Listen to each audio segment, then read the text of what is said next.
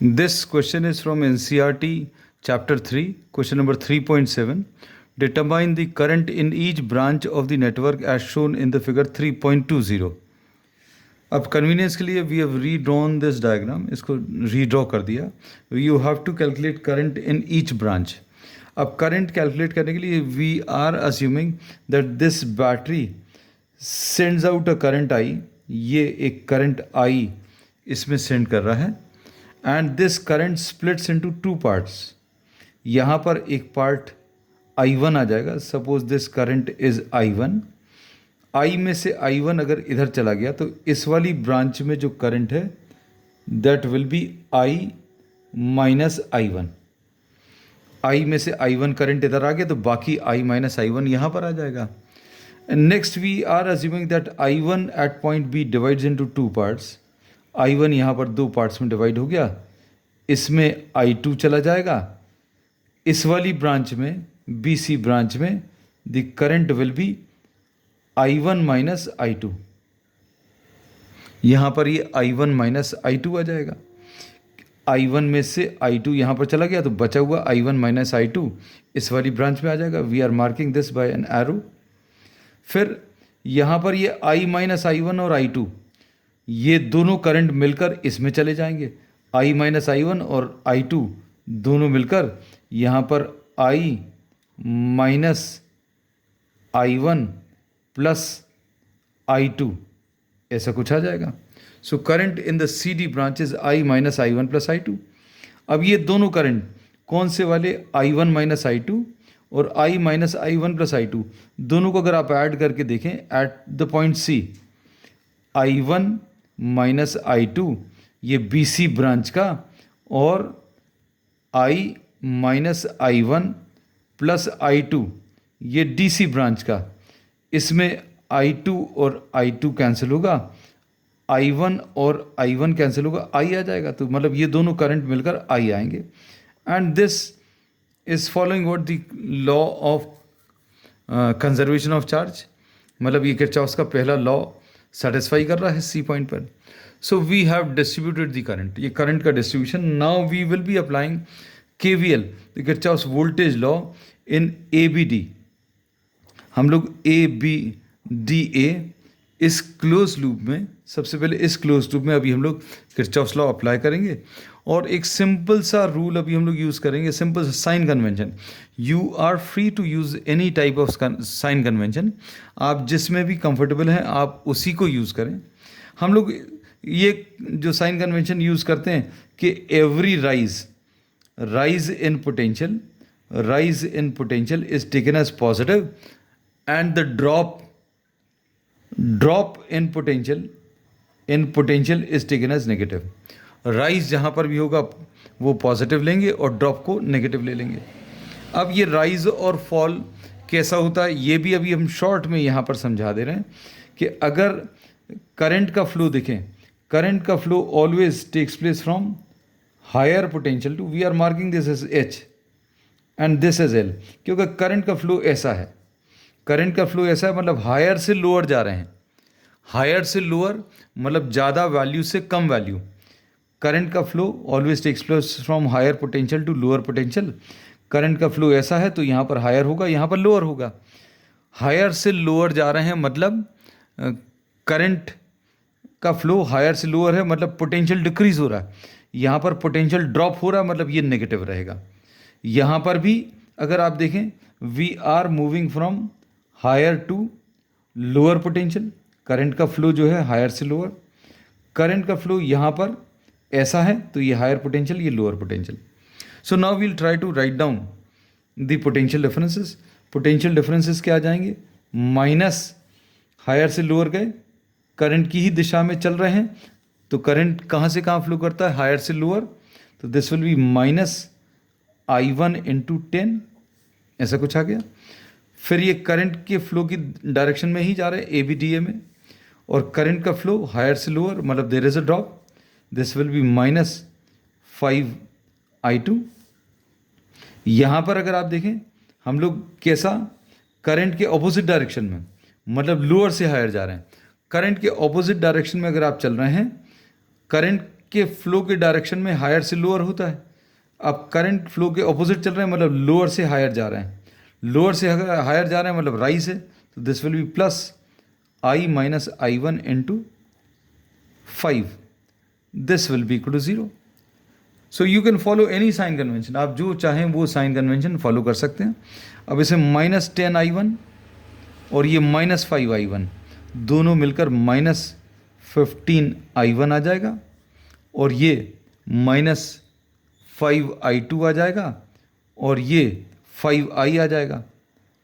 This is equal to 0।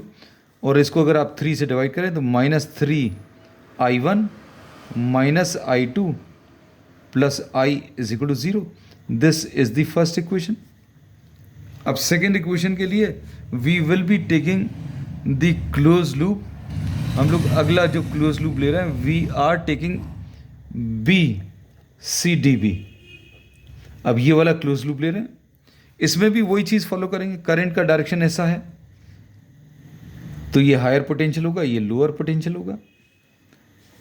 इसमें current ऐसा flow कर रहा है मतलब ये हायर पोटेंशियल होगा, ये लोअर पोटेंशियल होगा। अब यहां से ऐसा चले करंट फ्लो के डायरेक्शन में, मतलब हायर से लोअर मतलब ड्रॉप। तो करंट फ्लो के डायरेक्शन में अगर मूव कर रहे हैं तो माइनस IR, तो यह आ जाएगा माइनस I1 माइनस I2। इसमें करंट I1 माइनस I2 है इंटू 5। फिर अगर आप ऐसे में मूव कर रहे हैं तो करंट फ्लो के ऑपोजिट डायरेक्शन में, करंट फ्लो ऐसा है, हम लोग ऐसा कुछ मूव कर रहे हैं। So we are moving from lower to higher, so this will be a rise. तो plus I minus I1 plus I2 into 10 आएगा। एंड अब यहाँ पर अगर ऐसे मूव करें, we are moving from lower to higher, we are moving in a direction opposite to the direction of current. तो ये कितना, plus 5I2 will be equal to 0।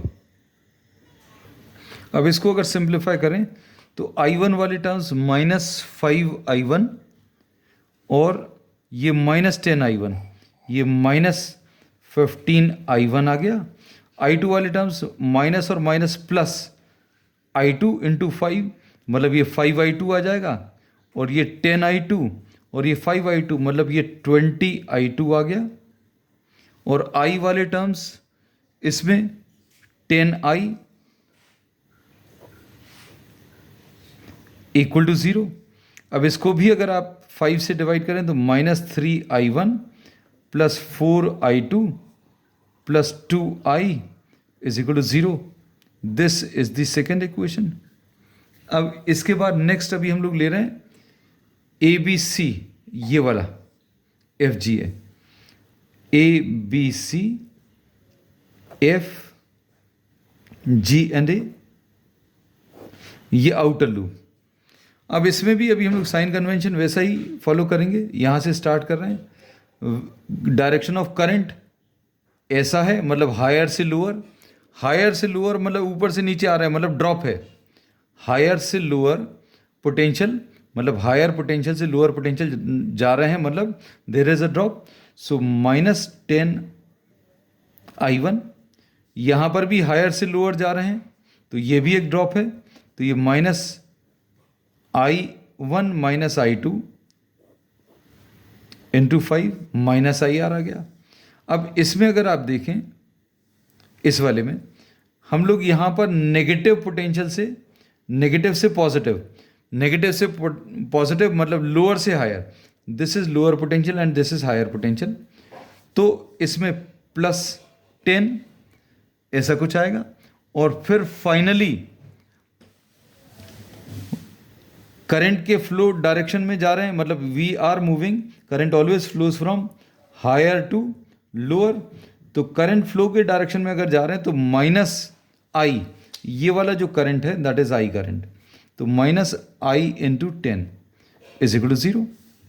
अब इसको अगर आप सिंप्लीफाई करें तो सिंप्लीफाई करने पर I1 वाले terms minus 10I1 minus 5I1 minus 15I1, फिर I2 वाले टर्म्स माइनस और माइनस प्लस, तो ये plus 5I2 and minus 10I and plus 10 is equal to 0। इसको भी अगर आप 5 से डिवाइड करें तो -3i1 plus i2 -2i and plus 2 is equal to 0। ये थर्ड इक्वेशन आ गई। अब इसमें we will now try to simplify. अब हम लोग सेकंड और थर्ड इक्वेशन एक साथ सॉल्व कर रहे हैं, सेकंड और थर्ड। अब सेकंड और थर्ड इक्वेशन को अगर आप सिंप्लीफाई करें, we are writing second and third equation. कौन कौन सी? -3i1 plus 4i2 plus 2i is equal to 0। और ये third equation -3i1 plus i2 minus 2i is equal to -2। We have rewritten equation 2 and equation 3। इनको लिख लिया है दोबारा से।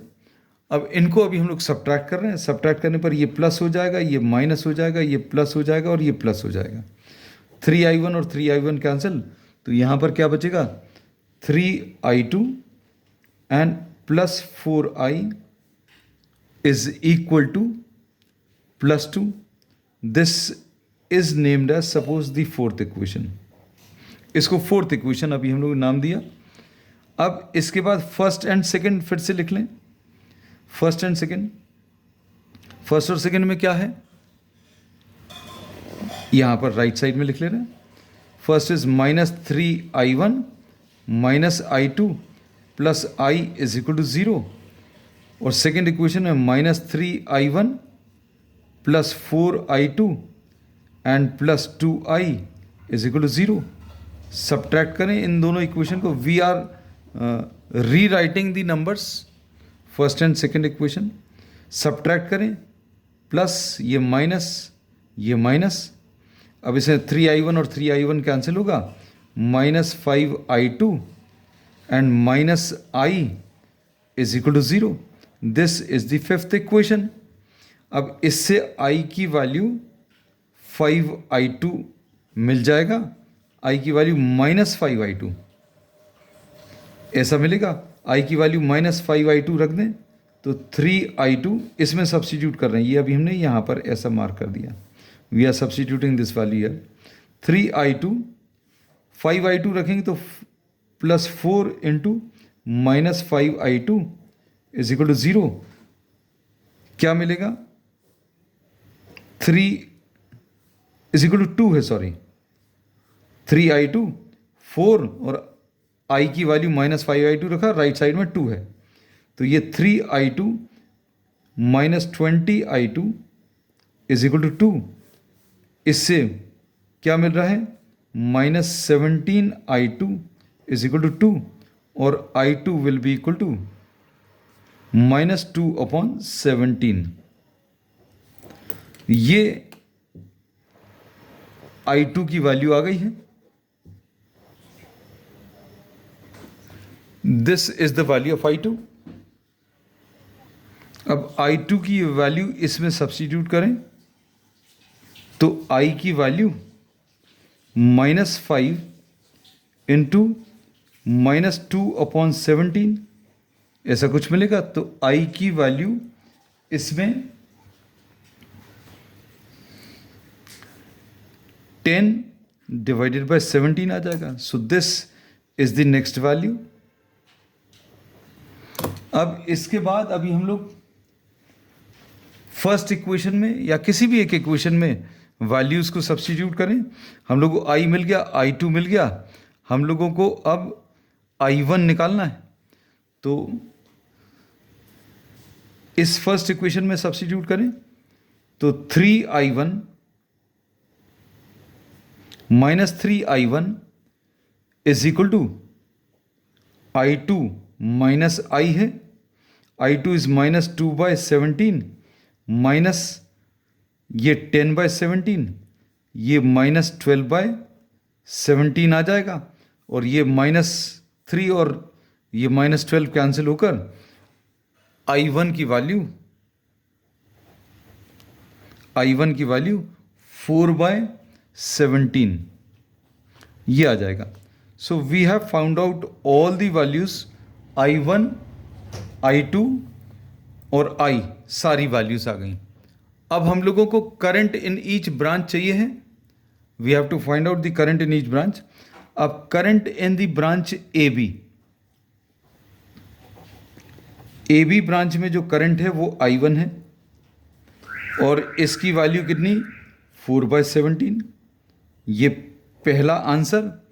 फिर दूसरा current in the branch B C branch में करंट कितना है I1 माइनस I2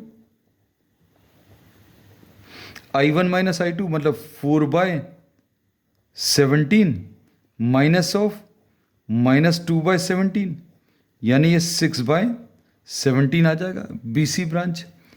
फिर उसके बाद CD ब्रांच का current I minus I1 plus I2 है। अब CD ब्रांच में I की value 10/17 minus I1 is 4/17 and plus I2. I is 10/17, I1 is 4/17 and I2 is -2/17.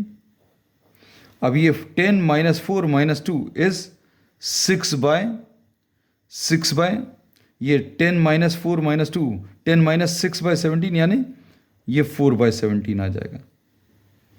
ये current in the branch CD आ गया। अब CD के बाद AD ब्रांच में करंट AD ब्रांच का करंट कितना है I माइनस I1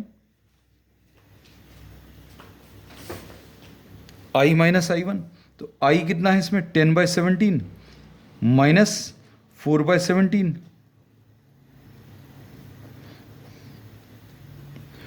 तो ये सॉल्व करने पर 6/17 आ जाएगा। AD ब्रांच आ गया। अब उसके बाद BD branch current in BD branch का करंट जो है कितना है I2 है और I2 की वैल्यू कितनी आई थी I2 is -2/17 and total current current in the